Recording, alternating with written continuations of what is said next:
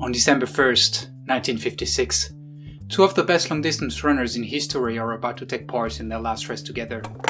Before we talk about that, let's go back a bit. Alain Mimoun was born on January 1st, 1921 in French Algeria. The oldest of a family with 7 children, he graduates with honors but gets denied a scholarship because he is native Algerian. This shatters his dream of becoming a teacher. He does not renounce his second dream, however, which is leaving Africa to go to continental France. This will be the case in 1939 when 18-year-old Mimoun joins the French army in preparation of World War II. He continues to fight in North Africa despite the defeat against Germany of June 1940. One day, he sees soldiers running and decides to follow them.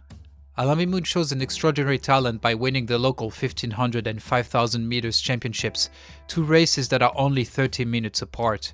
He does so with very little training. The war is raging, however, and Mimoun goes back to the front in 1942. He returns to Europe in 1944, where he is wounded by shrapnel at the Battle of Monte Cassino. He narrowly escapes amputation and returns to the front in time for Operation Dragoon, the Allied invasion of Provence which started on August 15, 1944. He is honorably discharged in 1946 after the victory of the Allies in World War II. He is then hired as a bartender by Racing Club de France, one of the best track and field clubs in the country. This position allows him to train more diligently than he could have done in the army. He wins the first of his 26 French athletics championship titles in 1947 in the 5000 and 10,000 meters.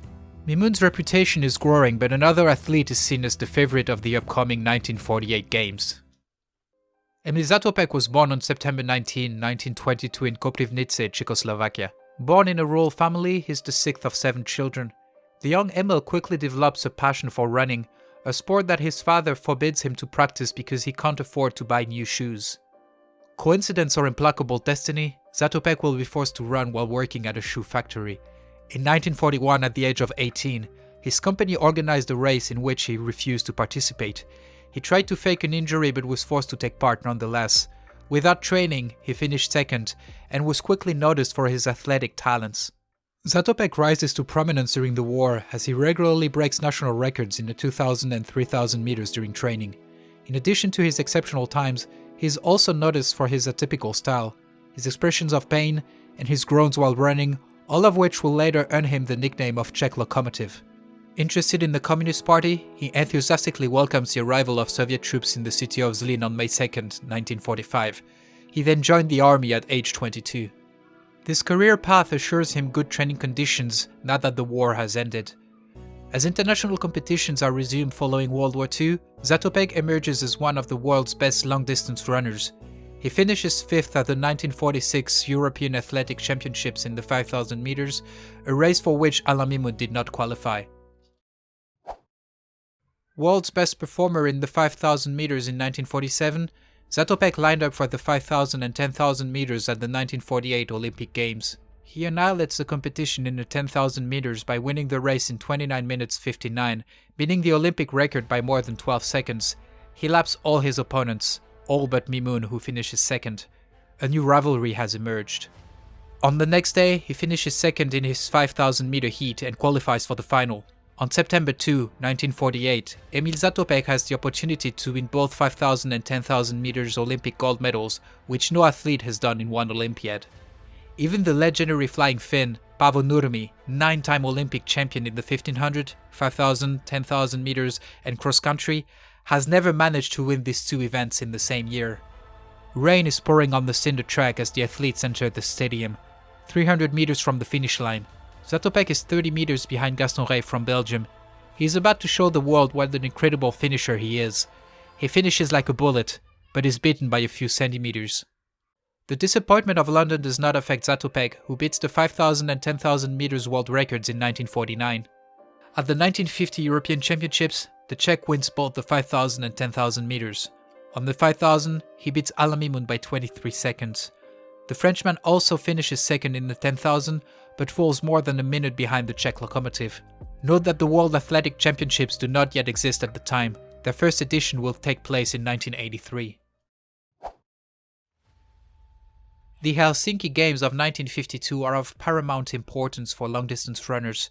Indeed, the discipline has been dominated by Finnish legends since the beginning of the century, such as the previously mentioned Paavo Nurmi, Ville Ritora, or Hannes Kolomainen. The 10,000 meter final takes place on July 20, 1952 at the Olympic Stadium in Helsinki. Zátopek wins on the distance he has dominated since 1948. Despite his good results at the European Championships 2 years prior, nobody expects Mimoun, who finishes in second place once again, 15 seconds behind his Czech opponent. The 5,000 meters final is one of the most famous in the history of athletics. While Zátopek is last in the leading group made up of Alain Mimoun, Englishman Chris Chataway, and German Herbert Schade, the Czech starts sprinting on lane 2 to overtake his opponents. After a fall from Chataway, Zátopek overtakes Mimoun and Schade to win his third Olympic title. He ran his last lap in a whopping 55 seconds. Zátopek's wife, Dana Zátopkova, won the gold in the javelin throw minutes after her husband's epic sprint. At the press conference, Zátopek boasted that his performance probably inspired his wife to win gold, to which she replied, "Go inspire another girl and see if she can throw the javelin 50 meters away." Not satisfied with becoming the first man to win both 5,000 and 10,000 meters gold medal in the same games, Zátopek takes part in the marathon. A newcomer to the discipline, he decides to run alongside the world record holder of the time, Jim Peters. As Peters realizes he's gone too fast, Zátopek asks him about the pace of the race. Peters simply replied that the pace was rather slow. Believing his opponent Emil Zátopek sped up and won the race in 2 hours and 20 minutes, thus beating the Olympic record. Peters gave up before the finish line. At the 1954 European Championships, Zátopek wins the 10,000 meters once again, but finishes third in the 5,000 meters, won by the Soviet Vladimir Kuts. This is a blow to the quadruple Olympic champion, who hasn't lost in a major international competition since 1948. Alain Mimoun did not participate in these championships. Many believe that his international career is over. He does manage to qualify for the marathon of the first Olympic Games to be held in the Southern Hemisphere, however. The Melbourne Olympics begin on November 22, 1956. As we have seen in the video about the water polo competition, traveling between Europe and Australia is still a very long trip at the time, and the limited means of communication make the distance all the greater. The athletes are isolated from the world. Alain Mimoun learns of the birth of his daughter the day before the marathon via a telegram. While the weather had been mostly rainy during the games, an unforgiving summer sun shines on the final day of the competition. Emil Zátopek, reigning Olympic champion, is the big favorite of the competition. Before the start of the race, the Czech, who had suffered an injury shortly before the games, tells Mimoun he will not be able to fight for the victory. The Frenchman, who had finished second 5 times in international competitions behind the Czech locomotive, cannot imagine that his friend could not win gold. Zátopek m'a dit méfie-toi des Russes, méfie-toi des Russes. Oh, j'ai dit arrête, Emile, c'est toi le plus fort. Hein. Mais lui, ce saint homme, il était gêné de me dire non, non, non, Alain. Zátopek is distanced at the 10-kilometer mark. The Russians are in the lead, 50 meters in front of Mimoun. He overtakes them at the 21st kilometer, but the race is far from over. 32nd kilometer. Under the Melbourne heat, 13 of the 46 athletes will not finish the race. The heat has also gotten to Mimoun. La défaillance est venue comme un coup de matraque. C'est comme si tu m'as donné, que je te vois pas, et tu viens et me te donne un clap. An exhausted Alain Mimoun joins the Melbourne cricket ground to win his first Olympic gold medal.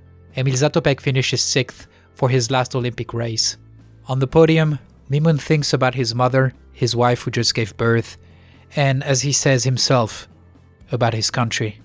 Je la voyais simplement dans les cartes de géographie, avec les vaches dans les champs. C'était beau, on était contents les gosses. On dit, oh, excellent. Ah, je dis, eh bien, tu t'es battu à la guerre pour elle, et tu lui ramènes 4 médailles olympiques, et la plus belle, l'or au marathon. Alain Mimoun will continue to compete and win his last French marathon championship at 45 years old. Zátopek retired from international competition in 1957.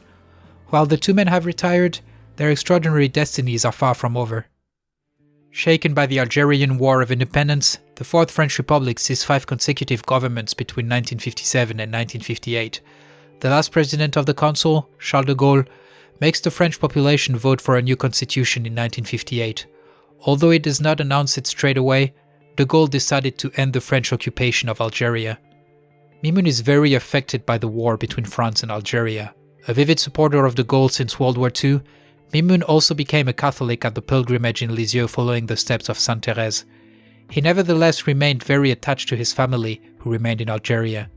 Alain Mimoun used his political connections to help free his brother-in-law, an Algerian independence activist in the early 1960s. Following the Evian Accord and the independence of Algeria in 1962, Mimoun, who until then was an Algerian national living in France, acquires full French citizenship. As he said himself, "I have won France and carried it on my back, on the battlefields and in the stadiums. I can therefore go wherever I want, with my head held high." Alain Mimoun passed away on June 27, 2013, at the age of 92. Zátopek also found himself at the center of the turmoils his country are going through. Colonel of the Czechoslovak army, he supports the Prague Spring of 1968, a movement for reforms to democratize the country. Toute la nation la même dans l'opinion que nous avons le droit de vivre de notre désir, notre espoir, notre souveraineté. Willing to avoid a new civil war 12 years after the Budapest uprising, Leonid Brezhnev appealed to the other countries of the Warsaw Pact to put pressure on Czechoslovakia. While Poland, East Germany and Hungary lined up behind Moscow, 1968 was a year of divisions east of the Iron Curtain. Albania withdrew from the Warsaw Pact in September in protest against the political hegemony of the USSR, and Nicolae Ceausescu, newly appointed General Secretary of the Communist Party of Romania, publicly expressed his support for his northern neighbor. Despite the support of Albania, Romania and the majority of Western and non-aligned countries, Soviet tanks entered Prague on August 21, 1968. The reforms were stopped and the country was placed under the direct supervision of Moscow. Unlike many dissidents who flew away from the country through Austria or West Germany, Emil Zátopek remained in Czechoslovakia.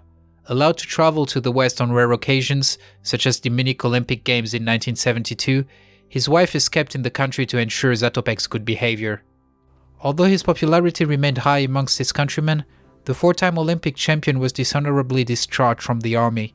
He carried out several jobs designated by the party, among others garbage collector and uranium mine worker. His rehabilitation began in 1973 as he distanced himself from the dissident movements in the country. He obtained a job as an archivist in Prague in 1975. On December 29, 1989, Václav Havel became the first president of the Czech and Slovak Federative Republic. Zátopek received a public apology on March 11, 1990 for his unfair discharge from the army. Emil Zátopek died on September 19, 2000. He was 78 years old. It is rare, in great sport rivalries, to see so much respect and admiration between two men. When asked who was the best of the two, Mimoun's answer was unequivocal. Je considère mon ami Emil Zátopek comme le plus grand champion de tous les temps, n'est-ce pas? Alors pour moi c'est un honneur d'avoir été son adversaire. While they have been opponents on the track, their lives share many striking similarities. They were both the unlikely heroes their country badly needed. Zátopek, the shoemaker turned athlete who, like so many Eastern Europeans, suffered the German occupation as a child and the Soviet rule as an adult. Yet, after many years of suffering and humiliation, he was finally able to see his dream of sovereignty become a reality. Mimoun, an Algerian whose image of France was so great that he achieved the impossible for his country. At a time when the word Algeria was synonymous with war and terrorism, and when no one believed he was capable of winning Olympic gold, Alain Mimoun became a national hero. These two men have shown us, each in their own way, that the longer and more painful the road, the bigger the victory. Thank you very much for watching this video. If you enjoyed it, please don't forget to leave a like, subscribe and check out other videos. It would really help the channel a lot. In the meantime, see you very soon on Out of Bounds, Legendary Athletes.